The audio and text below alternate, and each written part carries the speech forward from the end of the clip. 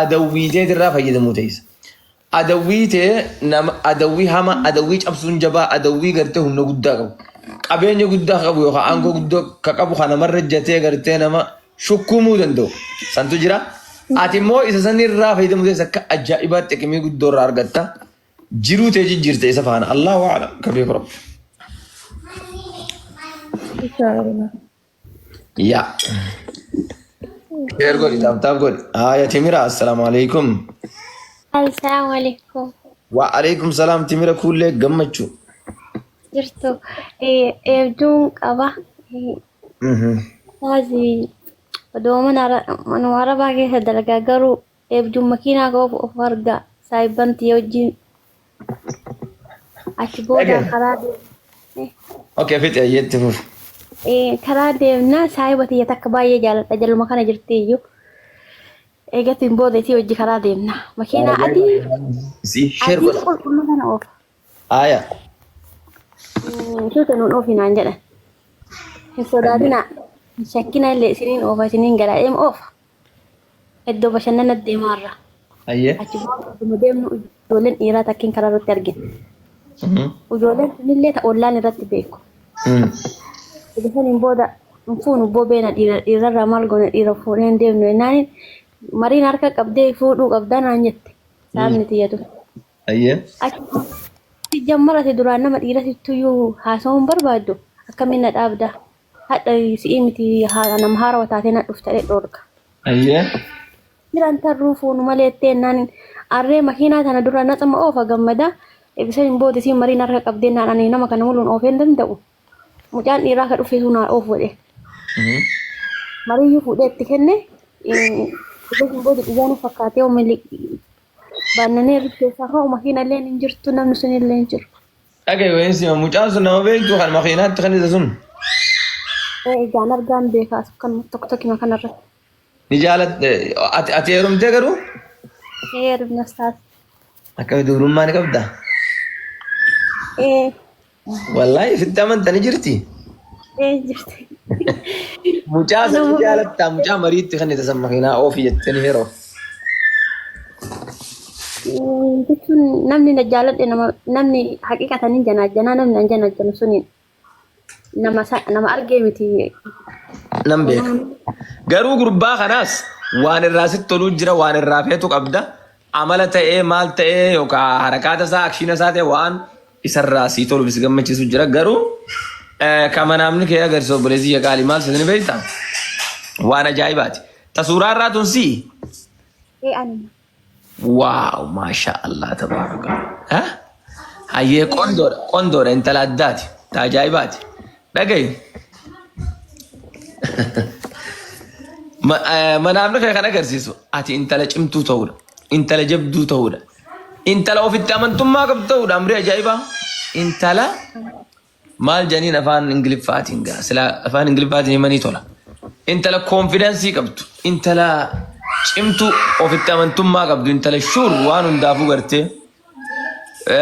Intala namni jetteen ija gadi hin qabachiisne. Akka taate garuu kana yoggaan siin jedhu dubbichi maal seena? Dubbii mana keessaati.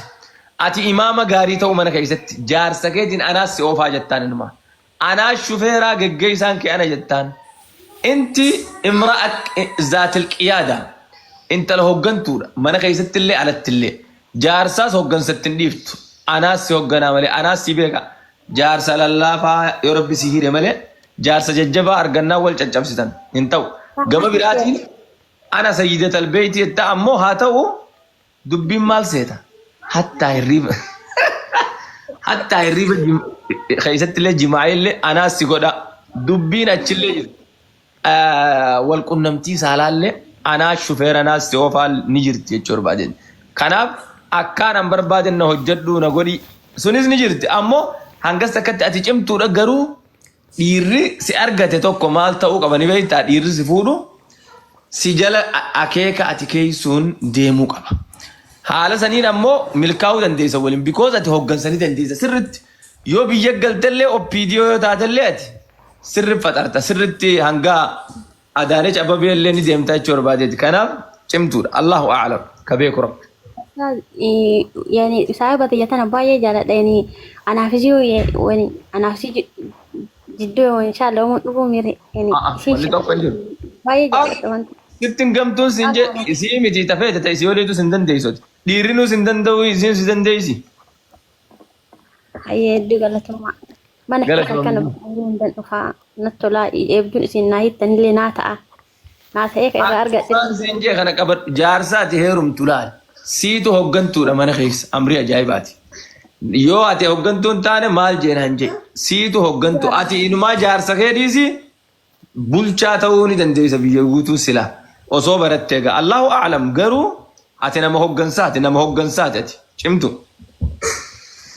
هي دي قالت ما باية تنقلتي فدا galatoome Allah اللي بقى يعني واتوكو توكو مدوغا أرجي تندور اللي يبدو نايت تورتا maasha Allah tabaaraka waan bareeda هدو قالت ما باية قالت bareeda heerumuu teessa gurbaa ajaa'ibaa ammoo siitu hoggana karooma ati gori jette gora gurbaan oli jettu ol gadi jettu gadi kopheeti jet arga jettullee gaduma jet arga sihiriidhaan osoo hin taane kun sihirii jaalalaati kun jaalalumaani jechuun fedhinnuma isaatiin hangas ajajuma kee godha wal hubattan ajajuma keetiin deemallee ammoo shaqiyyii mitiiti qawwisaa mi nama garaa jabaatu fi mataa jabaatu miti akhlaaqaan nama qabatta malee wanni manaamni kee agarsu amalaan nama qabatta amala gaarii qabda dandeettii hoggansaa qabda mana keessaatis hatta hanga hirribaatti illee siin jedhu ta wal qunnamtii saalaa santuutu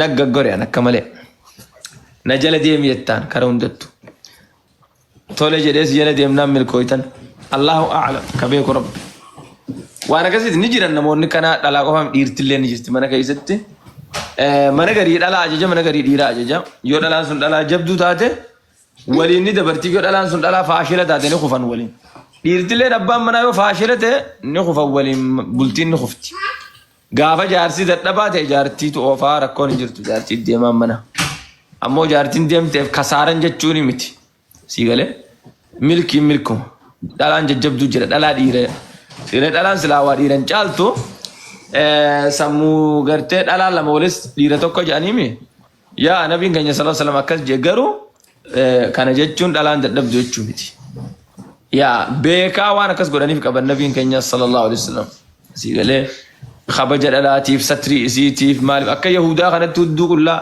butaantiin achi baatee osoo sii galee biyyaa jechuu kana didan nabiin keenya sallallahu alaihi wasallam akkanatti dhalaa gartee kabaja isiirraa mulqu hijaabni kabaja isiiti fakkeenyaaf sagalee qaqqabachuun akkasii ihtiraamni akkas bakka qabdii mire dhiirri bakka qaba isinis bakka qabdi garuu ammoo mana keessatti dhalaa barattee jira dhalaa sammuu qabdu jira dhalaa yaadduu jira dhalaa jabduu jira dhalaa sii galee dhiira daran yaadu dhiira daran beeytu dhiira daran dandeetti qabdu boo humnaa'uta qabdu jira dhiira daran meeqaa jaarsa hijaabumaa wajjin ol darbee halkan akkuma ataphaa wal afaan wal taranii gidaara gubbaan darbitee boo afaaniin lafaan qotta kan kaaraa ta'es hin dalagin kan ispoortiis hin qabne dhalummaan